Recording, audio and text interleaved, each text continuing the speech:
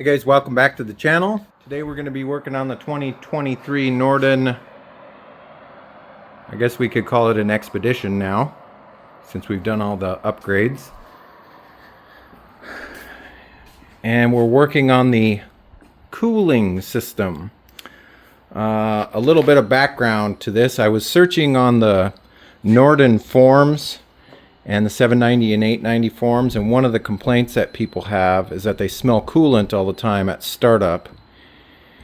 And going through a huge rabbit hole of posts, I found that the thermostat housing that KTM made does not seat properly, or it has a casting on it that's wrong. And people have even bought the brand new revised version from KTM, the thermostat housing, which is like $16 or something like that, and it still ends up leaking. It's not a large leak, but it's enough to notice, and eventually it starts to wear down on your little reservoir tank, but it takes a while to do that because it's such a slow leak. Anyhow, I thought I'd come up with a solution. Somebody else came up with this solution as well, but I haven't seen anybody make a video about it. There's been a lot of talk and a lot of trial and error, but hopefully this will be the end-all be-all solution for that problem. Keep in mind, I normally do not buy nice CNC products. It's not my go-to. I would prefer a much higher end component. However, in this situation, people have tried the factory KTM thermostat housing, the revised version, and it hasn't worked. Several people have reported back that this thermostat housing from Nice CNC fixes the problem and it never comes back. Additionally, while I'm in there, I want to replace the coolant hoses with silicone ones, and we're upgrading all the clamps to this Breeze. It's called an Aero Seal. It's a linered clamp, and it's used in aviation and other applications. But this is a size 16, and it goes from 21 to 38 millimeters, so up to 1.5 inches, which should work just perfect on our new silicone hoses. I will leave links in the description for all of this.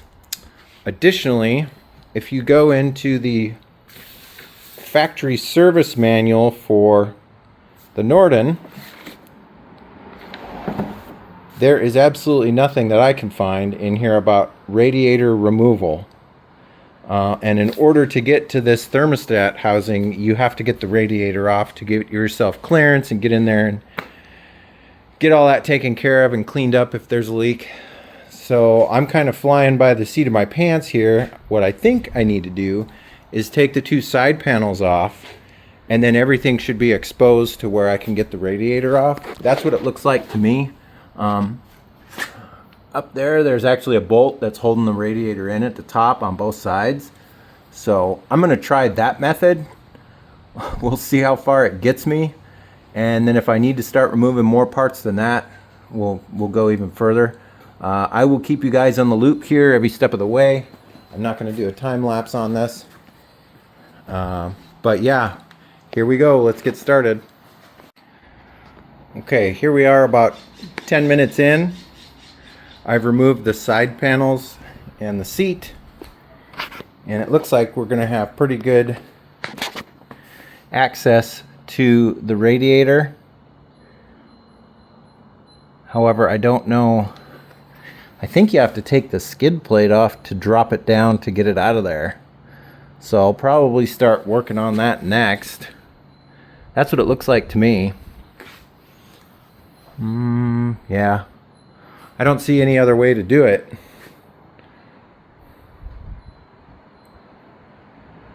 So I guess I'll take the skid plate off next and see if that improves our access, and then we'll start.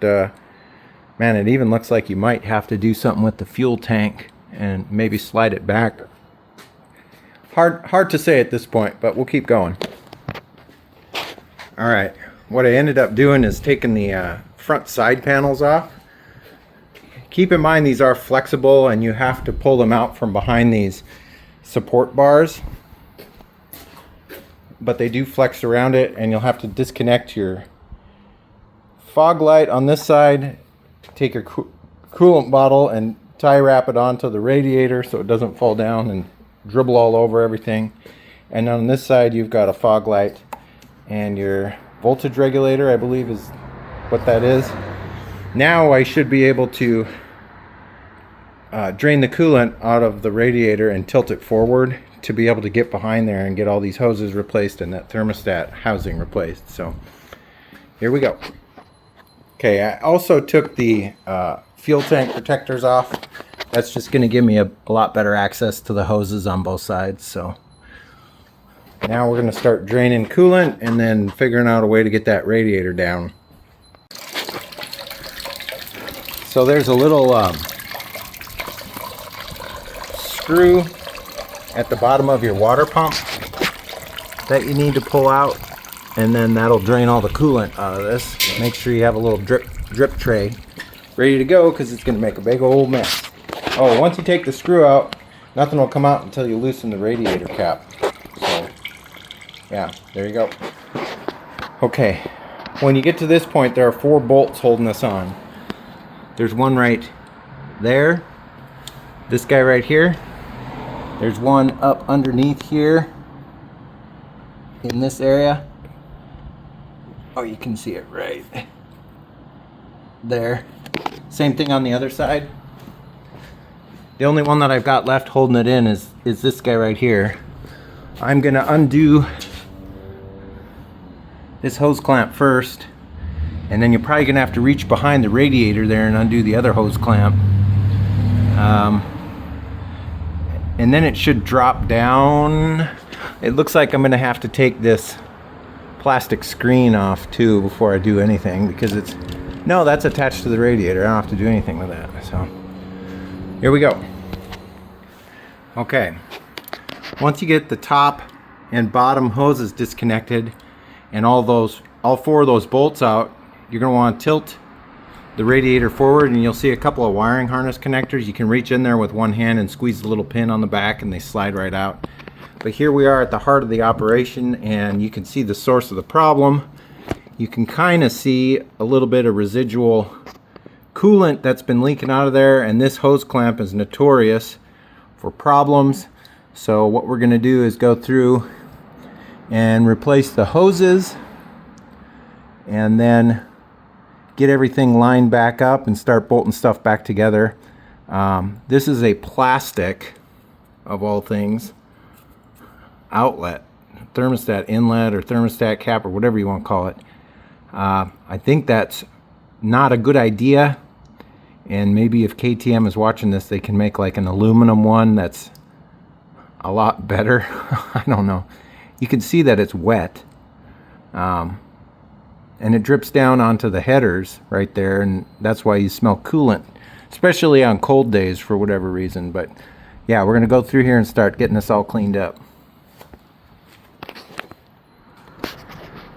Okay, to get to this hose clamp here, you do have to lift up the fuel tank. So unfortunately, you're going to have to go through, take all the bolts out, make sure you capture all those little rubber things. Those go flying everywhere.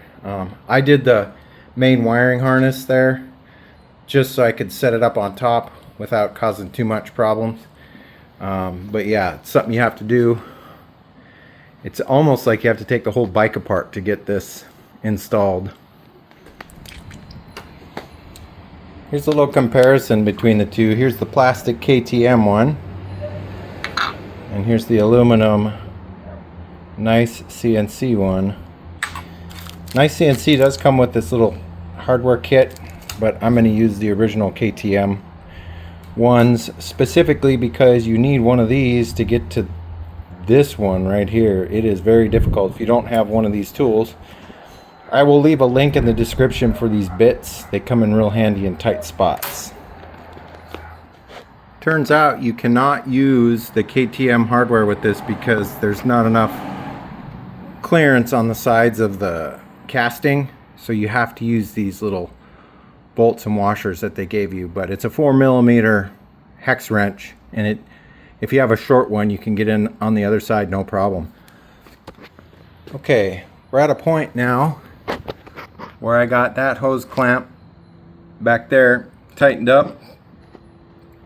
We're getting everything lined back up, and these two top bolts that hold the radiator in, you can kind of finger tight those in and get everything loose and relaxed before you tighten down the rest of the hose clamps. Make sure it's not going to get pinched anywhere.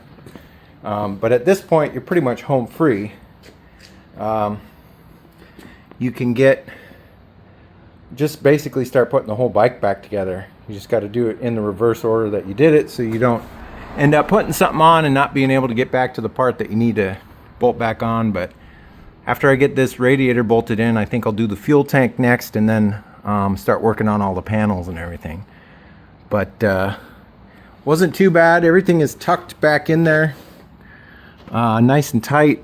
Nothing's touching. You want to make sure that your hose clamps are in a direction where if you need to retighten them, you don't want to have to go back and do all this over again. So try to face them in a direction that's easy to get to, even from below.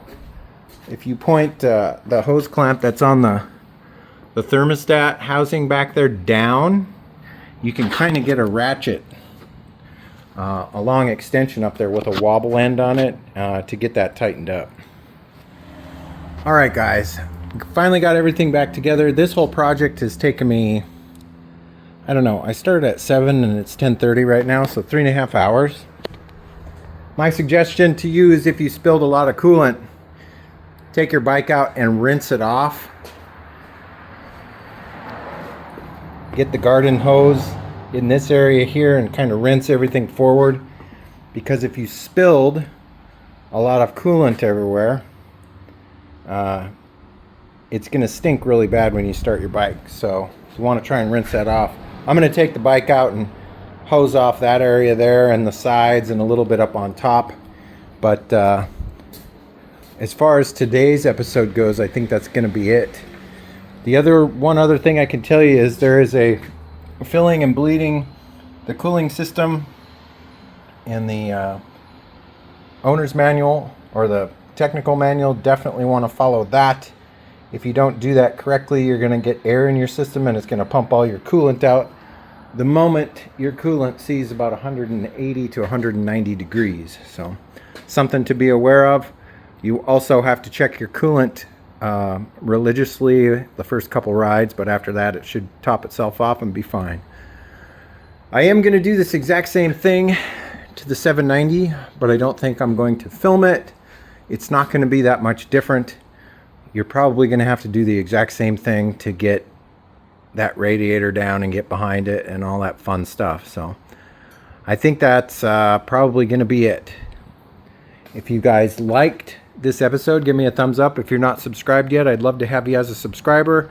As always, you're going to want to stay tuned. You never know what's coming up on this channel. I got a big guy coming up for the Norden 901 expedition, and we'll be moving forward from there. But other than that, I hope you guys are staying safe, taking care of each other, and as always, I will catch you next time. See you later. Bye-bye.